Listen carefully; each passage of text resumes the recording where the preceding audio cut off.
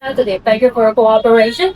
So far, can you understand my English? Oh, good. Yeah. If I talk too much, my Hong Kongers accent just comes out. Or if you do not understand me, it's a good way for me to practice our Putonghua and also Guangdonghua is fine as well. Okay, so best feel great. Last but not least, I'm a Hong Konger. You know what we're famous about? Fast pace of life. Okay, we're famous of efficiency. So usually I talk quite fast.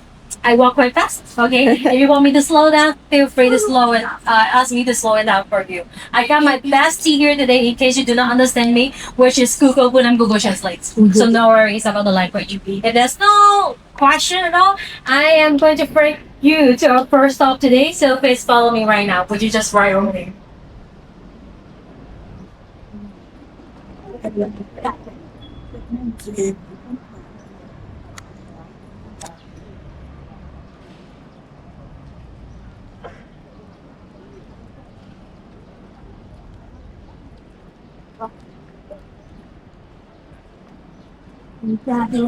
Over here under the shade.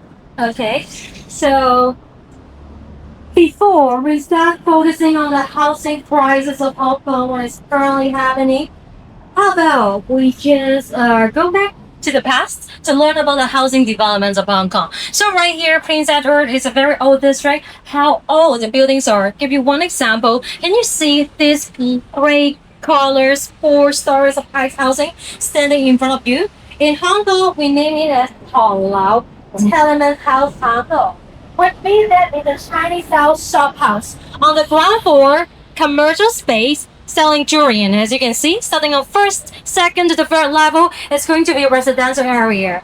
So in Hong Kong, if you can find any buildings with 4 levels, column extended outward, it was built before World War II. Before the Second World War. Okay, so you know already before World War II, we have not much people staying here living in Hong Kong. What happened in Hong Kong right after the Second World War? Basically, it's not something that happened in Hong Kong. It's something that happened in China, Vietnam, and so on. Because after World War II, it's the reform period of China.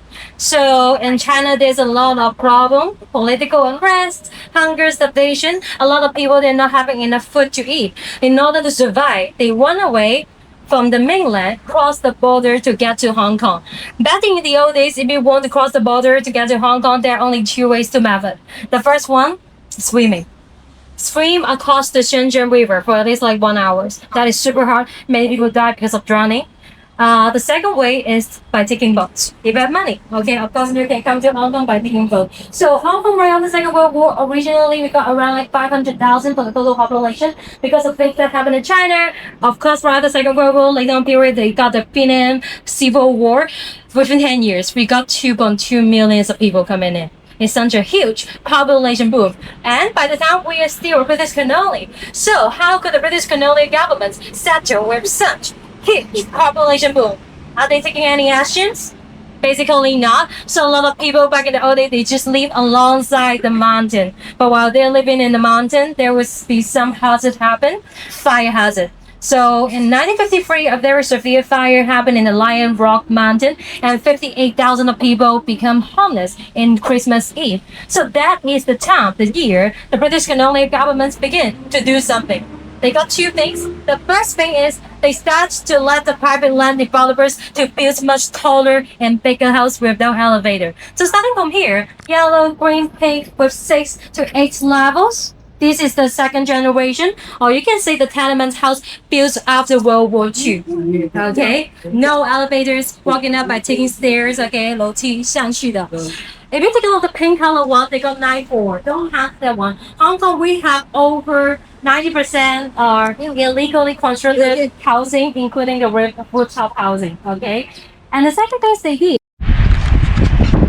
Evet arkadaşlar, şu anda bölümlendirilmiş bir evin içerisindeyiz. Rutubet çok yoğun, sıcaklık çok yoğun. Görmüş olduğunuz gibi tavanlar rutubetten çürümeye başlamış. Sadece bir fanla serinlenmeye çalışılıyor. Burası mutfak kısmı, yaklaşık 10 ile 15 metrekare arasında bir park yerinden daha küçük. İşte görüyorsunuz arkadaşlar, burası da tuvalet bölümü ve işte kafes evler dediğimiz bölüm de bu şekilde arkadaşlar. Bu Böylesi bir birim 4500 Hong Kong doları, yaklaşık olarak 570 Amerikan doları. Peki bu cage houses dediğimiz kafes evlerin fiyatı nedir dersiniz? Yaklaşık olarak 1800 ile 2800 Hong Kong doları arası. Yani yaklaşık 150 ile 300 Amerikan doları arasında arkadaşlar. Evet. 对对，这边只是一个单位嘛，还是这边，还有就是底下的那边部，后面那个这楼不是那个楼上对，这样会有。等一下你走下去的时候，抬头看一下，它有大概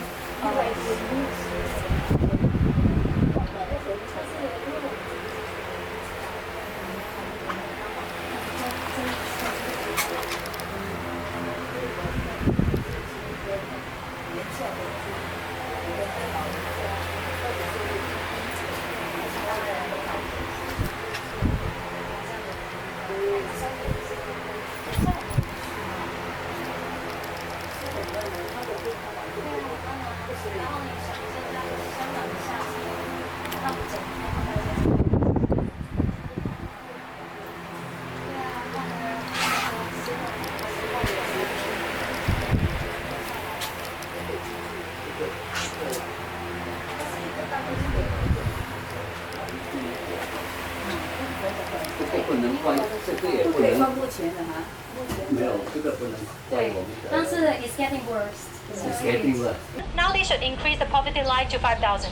If you're earning like 5,500, 6,000, no, you're not the poor one in Hong Kong. You didn't get much support from the Hong Kong government. So that is the ideas of poverty problem in Hong Kong, plus the housing crisis. And then in Hong Kong, how much are we actually earning? Take a look at this table. After that, okay, you don't believe there's crazy rich Asian here in Hong Kong. Okay, this is the salary for the working population in Hong Kong, their monthly salary. Just take a look at the yellow and also the red one. The people, usually they're just earning with a salary of around like 12 to 14,000. Yellow and the red, all sum up. Around like 12,000 to 14,000 every single month in Hong Kong. So basically, even though you're university graduates, you are not earning a really high salary. Just take myself as an example. I have no piracy at all. I love to share. The brand new Sham is also really famous buying electronic items, like electronic fan and so on. Yes. Once again, I'm happy I do my makeup today. Yes. Glad that I do my makeup. All right. Yes. 要记得。 Yes, later on we're gonna take a selfie as well. I'm like a pop star now. Hi, Sir. How did you find Hong Kong? Good? Sorry? What do you think about how do you feel in Hong Kong now? Sweaty. Good, yeah. Oh my gosh, it yours. Chinese statue. That's one. Maybe. I'm not 100% sure. Yeah. Especially for the younger generation, okay, what stars and what, you know, and here's stuff in their very own era. Receiving like the jobs of last teachers, the Jackie Chan stuff, okay. So that's why. 以上是我差唔多十。That's right. They draw the boundary right over here. Basically, it's just a straight line. Okay. And then tell you, oh, this is a boundary. They do not call the boundary. The second only sits clear. They separate the British and the Chinese. Nowadays, I would love to give you a new definition. It's a boundary that separates the poor and the rich. From now on, that's SoCo. To the very poor areas of Hong Kong. Hey, start to observe on your own. Especially the people you can see on the street, the shop, the major categories of the shop. And then I'll explain it to you. So now it's time for us to enjoy the break. And let's walk all the way down. Look of the buildings. How can you know there are subdivided units without walking in? Take a look at how many ACs are there on each floor, each level, air conditioning. Then you will know. So let's take a look around this market, and I'm going to bring you to a last stop of today. Wow, very good. Really had a good thing, huh? Oh, hello. Hi. How are you doing? Good.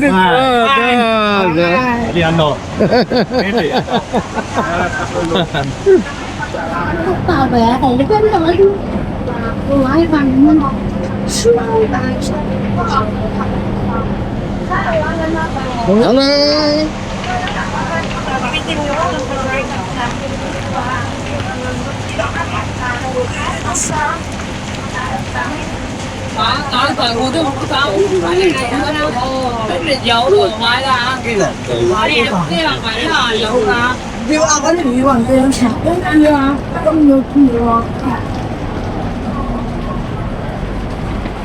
And as you can see, they just simply put the paperboards, the trolley, okay, right over there.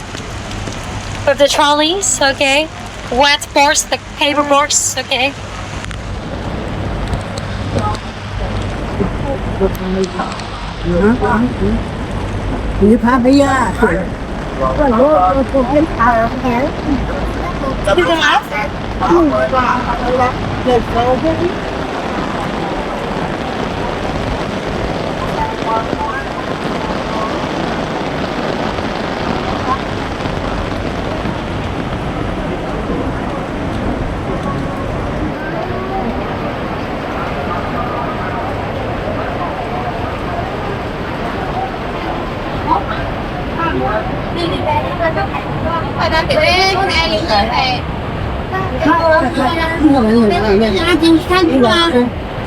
Christophe, we are waiting on the passport or flyable. Christophe.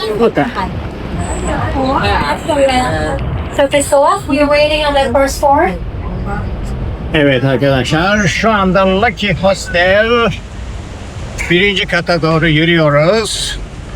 So Christophe, we are waiting on the passport. Hello. We are waiting on the passport. Lucky Hostel. I get it. Hostel. This is not first point. Well, I think it must be here. Hi. Hello.